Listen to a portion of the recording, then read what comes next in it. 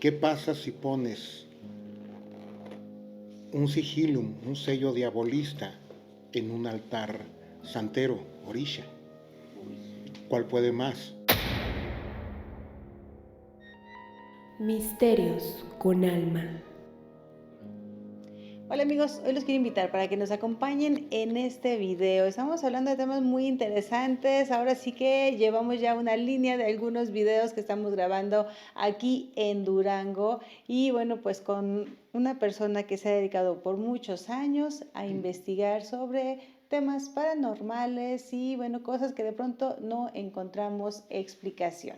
Pero les damos la bienvenida y los invitamos para que se pongan cómodos y nos acompañen porque continuamos aquí con el maestro Carlos Enrique Reyes, aquí con Ever, con Bárbara, con James, donde bueno, pues estamos hablando de temas muy que nos llaman la atención y Ever por ahí tenía una duda. Hola, ¿qué tal amigos? Pues sí, saludándolos a todos y bueno, yo le preguntaba a Carlos en el otro video, que si no lo ha visto, hay que ir a ver primero el otro video porque ahí Carlos nos explica de todos los seres, entes, entidades, etcétera, que pueden existir o que existen y que ahora sí que fluyen entre nosotros. Pero sobre todo, ahorita tocabas el tema de la parapsicología. Hay una teoría de la parapsicología que trata como de tranquilizar.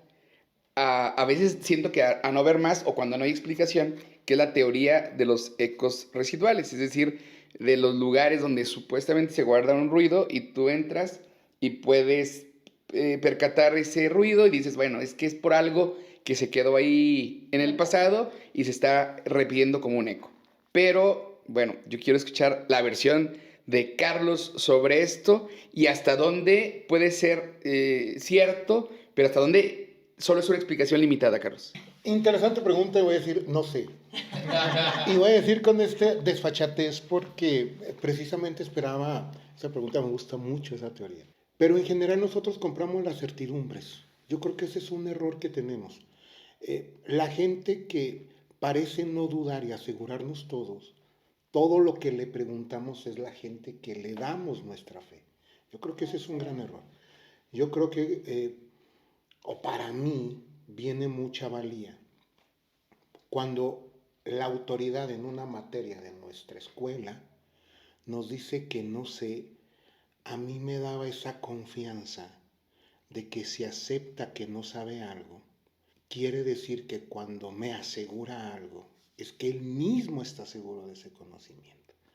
Con todo lo que ya hemos visto en el primer episodio, que por favor vayan a verlo, en donde las certezas absolutas son falacias. Pero bueno, la certidumbre es válida. Entonces, cuando estábamos hablando fuera de cámara de esta teoría de los ecos residuales, yo dije, me voy a guardar mi no sé para este momento. Porque realmente no lo sé.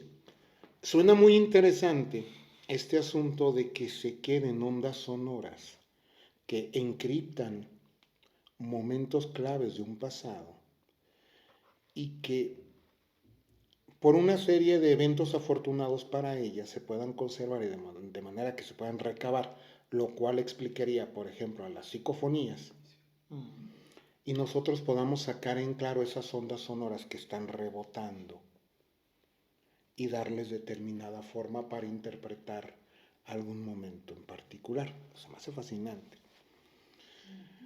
Pero lo que me surgen dudas es cuánto tiempo puede una onda sonora permanecer en el viento, en la atmósfera. Eso es lo que me da mucha duda. Yo no sé, lo repito airadamente, la perturbación del viento de un sonido, decía un amigo mío que es músico, que es el mismo del ejemplo que puse en el primer episodio, que tampoco voy a decir su nombre, pero él decía que el sonido es la acción del oído humano de interpretar una perturbación del viento. Sin embargo, de ser posible, creo que explicaría muchas cosas. Como dije antes, las psicofonías. Entonces, ahí se queda ese residuo de esa perturbación que en algún momento el oído o la grabadora le va a dar una significación. Pero hablando de psicofonías, luego cuando llegan a escucharse cosas que de pronto no estaban presentes, es donde diciendo, bueno, ¿de dónde vienen todos esos sonidos, no? A nosotros nos pasó visitar algún restaurante en donde este tipo de micrófonos pues es muy difícil que lleguen a viciarse o que lleguen a regresar sonido y puedan crear ese sonido tan desagradable que se oye cuando que dices, no, es el micrófono que se está viciando. Y en alguna ocasión fuimos a un restaurante donde nos dicen, es que aquí asustan, ponemos un micrófono de estos en una mesa, le empezamos a preguntar y la respuesta era, y se alejaba. Entonces cuando dices, ¿qué son esos sonidos, verdad? Y es cuando nos surgen, pues ahora sí que todas esas inquietudes de qué es lo que guardan más allá y que a lo mejor estos aparatitos logran percibir lo que a veces nuestro oído de forma sencilla no lo logra recibir. Porque nuestros sentidos son limitados. Entonces, de hecho, el ser humano tiene una capacidad perceptiva muy limitada. No percibimos lo muy pequeño, ni lo muy grande, ni lo muy rápido, ni lo muy lento. Somos muy limitados. Entonces sí puede haber un montón de cosas. Sabemos que hay cosas que no tenemos la capacidad sensorial suficiente para percibirlas. ¿Y qué tal si algunas de esas cosas tienen algún tipo de vida o de existencia individual? Ese es el gran problema. Entonces, mientras tengamos la soberbia de la ilusión de vivir en un mundo que es absolutamente cognoscible para nosotros, el propio Kant decía que está el mundo en sí y el mundo para mí. Entonces, yo no puedo decir que conozco el mundo. Lo que yo puedo decir es que a través del tamiz de mi propia razón, de mis sesgos, de mi educación, de lo que yo soy, tengo una interpretación personal del mundo y de la realidad que va a empatar con los demás seres humanos porque somos semejantes. Esto que acabas de comentar, Carlos, es sumamente interesante. Dices, es que hay cosas que no todos alcanzamos a percibir, nos quedamos limitados en algunas cosas, pero, por ejemplo, hablando en este caso de Bárbara y de James, que son personas más sensibles y que logran que percibir como un poquito más allá de lo que a lo mejor yo no logro ver o no logro escuchar. Mira, yo he hecho muchos experimentos, algunos de ellos no muy ortodoxos. Y entre todas las creencias, entre todas las mitologías, me gusta experimentar en la combinación. Es decir, ¿qué pasa si pones un sigilum, un sello diabolista, en un altar santero, orisha? ¿Cuál puede más? Entonces sí he hecho muchos de esos experimentos y se me ha hecho a grado casi increíble los resultados que parecen tener. ¿Sí hay resultados? Sí, parece, sí, más efectivo de lo que suponía. Y por ejemplo hay gente que de veras percibe. Dice la segunda clavícula de Salomón.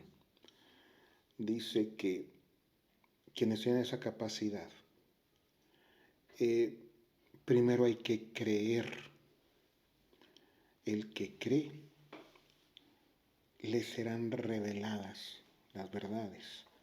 La segunda regla de 3 es osar. El que se atreve encontrará respuestas. Y la tercera es callar. Dice, el que calla conserva su poder. Y eso me pongo a pensar, ¿cuántas de esas personas ven tu aura o ven ese espíritu que te persigue o ver esa entidad que es invisible para la mayoría y simplemente callan? ¿Qué es ese don que le atribuimos? ¿Es un espíritu exacerbado o simplemente son nuestros propios sentidos pero con mayor agudeza o simplemente es una superioridad intelectual? Yo no lo sé, pero sí parece que hay personas que tienen capacidades diferentes y creo que es un error decir si yo no lo veo nadie lo ve, si yo no lo escucho nadie lo escucha. Cerrarnos a esto. Exactamente. En general en mis experiencias personales yo podría decir mucho, pero trato de dejarlas al margen para evitar el sesgo que viene de una percepción propia. Creo que sí he hecho demasiados experimentos. Yo me ordené de todo lo que se podía ordenar aquí en mi pequeña ciudad de Durango.